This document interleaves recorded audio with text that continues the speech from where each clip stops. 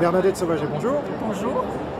Alors dans votre livre Notre-Dame de Paris ressuscitée, quelle est votre analyse sur les causes de l'incendie, notamment la difficulté d'enflammer des poutres de chêne? Alors moi sur la difficulté d'enflammer des poutres de chêne, je ne peux pas me prononcer, hein, c'est une question très technique.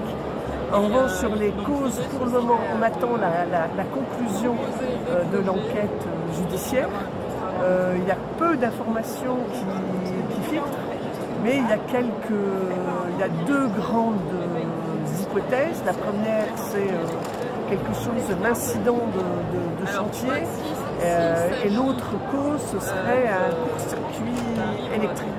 Voilà, on est sur ces deux causes-là.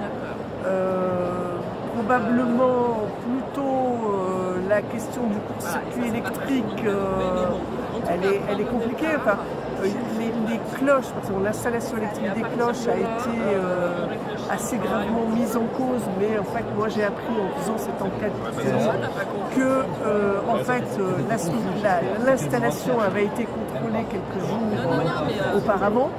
Donc voilà, en gros, un court-circuit électrique ou quelque chose qui provienne d'un incident de chantier.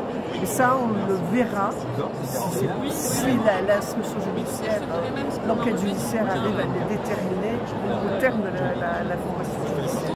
Concernant le remplacement des vitraux de Notre-Dame de Paris, les défenseurs du patrimoine ont dénoncé une destruction de l'harmonie architecturale de cette mythique cathédrale gothique et une violation de la loi sur le patrimoine culturel. Qu'en pensez-vous? Alors, effectivement, ces vitraux qui ont été installés au XIXe siècle, hein, ce n'est pas les vitraux initiaux de la cathédrale gothique, ce sont des vitraux installés au XIXe siècle par le grand architecte Jacques de Leduc, qui a fait à cette époque une rénovation majeure de la cathédrale de Paris. Donc, ce sont des vitraux de l'époque de Viollet au XIXe siècle. Et il se trouve que ces vitraux sont classés monument historique. Donc effectivement, il y a une violation de la loi sur le patrimoine, la violation de la conservation des monuments historiques. Donc c'est une volonté à la fois du président de la République et de l'archevêque de Paris. Donc les défenseurs du patrimoine, du point de vue de la loi, ont raison.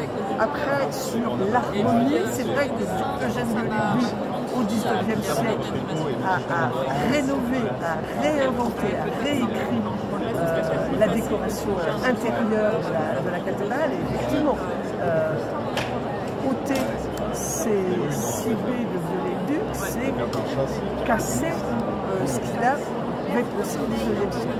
Après, une cathédrale, c'est un monument vivant. Quasiment toutes les époques inscrivent leur marque dans ce type de bâtiment. Donc c'est là le débat. Le débat, il est là. Est-ce que le XXIe siècle ne peut plus inscrire quelque chose dans cette cathédrale? Pour la nomination des organistes de Notre-Dame de Paris, Pascal Rouet a déclaré: nous nous attendions à ce que les anciens titulaires en fonction lors de l'incendie soient réintégrés. Ces organistes avaient été choisis sur concours à l'époque. Et ça n'a pas été le cas ici. Qu'en pensez-vous?